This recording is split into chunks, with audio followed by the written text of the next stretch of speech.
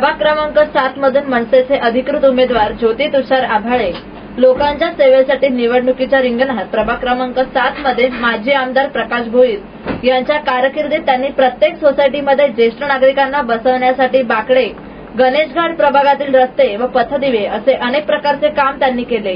गेल्या 20 वर्षांपासून अनेक लोकांनी आश्वासनं दिले तरी सुद्धा कोणतेही विकासाची कामे अटाळीमध्ये झाले नाही। पक्षाने संधी दिली आहे त्या संधीचं सोनं केल्याशिवाय राहणार नाही असेही ज्योती तुषार आभाळे यांनी सांगितले। प्रभागातील लोकांना मतदानासाठी आवाहन केले। ज्योती तुषार आभाळे, मी उपशाखा अध्यक्ष असल्या कारणाने मला आपल्या आरक्षण लागल्यामुळे चान्स भेटला आहे। त्याच्यामुळे मी प्रभागात समस्या म्हणजे 20 वर्षापासून जी कामं झालेली नाहीये तिथे ती मला करायची आहे आणि माझी इच्छा आहे की ती व्हावी। विकासाची कामं केलेली आहेत त्याच जोरावर मी आज उभी आहे।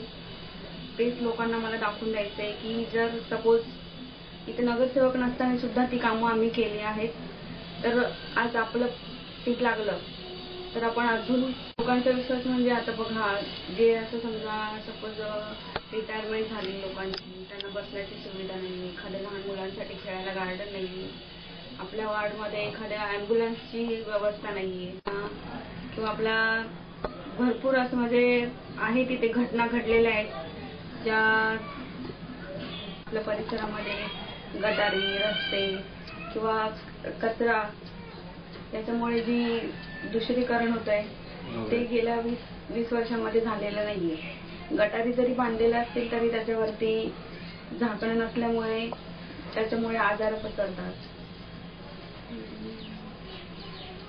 आपल्या इथे आमदार निधीतून आपण सुशोभीकरण गणेश घाटाचं bureau report, India TV news.